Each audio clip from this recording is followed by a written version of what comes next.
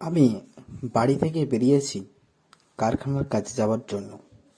সকাল 7টা বাড়ি থেকে বেরিয়ে রাত্রি 9টা নাগাদ আবার বাড়ি ফিরি। এই আমার প্রতিদিনের রুটিন। আরে, আমার পরিচয়টাই তো দেওয়া হয়নি।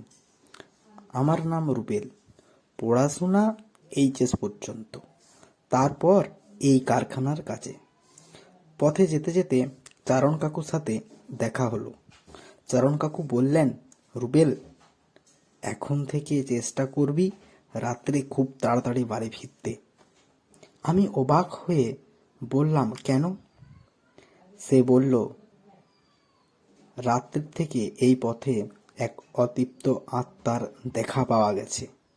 আমাদের গ্রামের চঞ্চল কাল রাত্রে 10টায় শহর থেকে বাড়ি ফিরছিল। সে দেখে প্রায় অজ্ঞান। এ কথা বলে চারণ কাকু চলে গেল। আমি মনে মনে ভাবলাম, কি দেখেছে কে জানে। আমিও কারখানায় কাজে গেলাম। আমার বাসও এসে গেছে।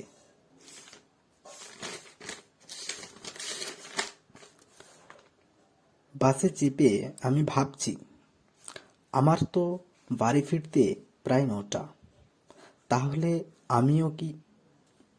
এখন জানি না আমার সাথে কি ঘটনা ঘটবে, তবে যা ঘটবে দেখা যাবে।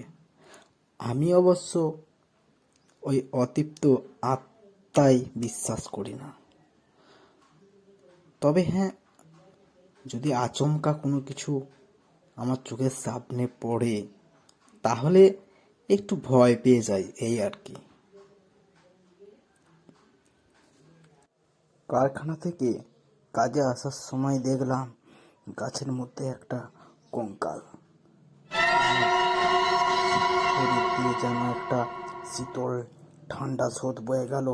আমি যত তাড়াতাড়ি পারলাম সেই রাস্তাটা পার হওয়ার চেষ্টা করছি, কিন্তু কেন জানি না মনে হচ্ছে বারবার শুধু সেই রাস্তার মধ্য দিয়েই আমি ফিরে ফিরে আসছি। আমি কিছুতেই সেই রাস্তাটা পার করতে পারছি না।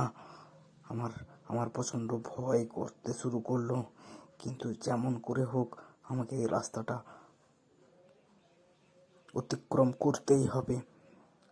আমার আমার আমার চোখগুলো বুজে আসছিল।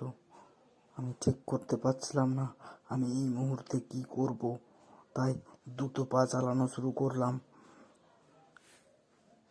তারপর থেকে আমার আর কিছু মনে নেই। আমি ঠিক বুঝতেও পারছি না আমার সঙ্গে কি হয়েছিল।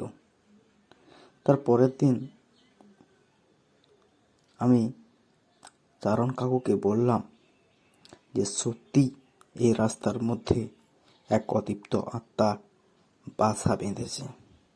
যেমন করে হোক কোনো তান্ত্রিক ডেকে এই রাস্তা থেকে সেটিকে তাড়াতেই হবে।